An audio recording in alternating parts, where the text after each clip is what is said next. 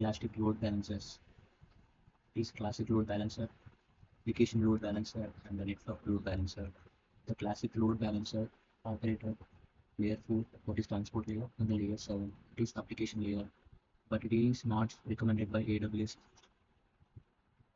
as it use older version protocols. Second one is application load balancer.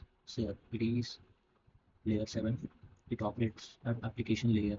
So it is most popular and frequently used elastic load balancer in AWS.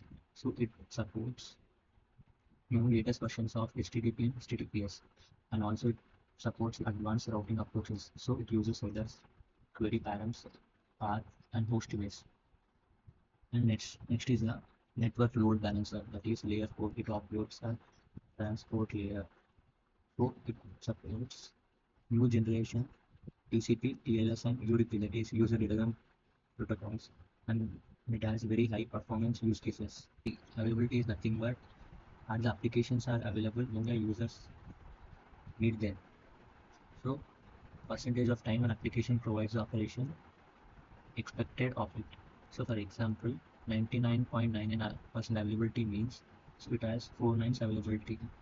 1, 2, 3, 4, 4 nines. So let us understand this with the table, availability table. So 99.95% it contains 3 nines. So even the 99.95% of application is available, we can see a downtime of 22 minutes in a month. So when it comes to 99.99% of availability contains 4 nines.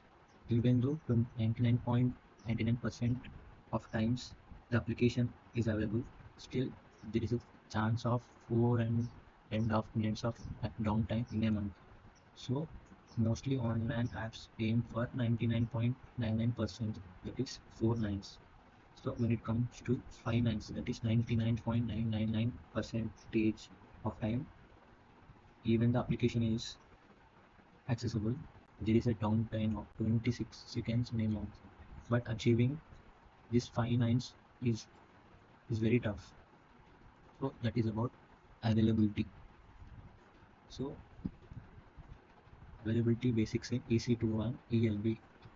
So suppose if we want our applications available at any time without any interruptions, we need to deploy our application in multiple available zones, also multiple available regions, because even if one available zone fails, the other available zone is still available. And also even if one region fails, the users can access the application from other region. So that is about availability basics.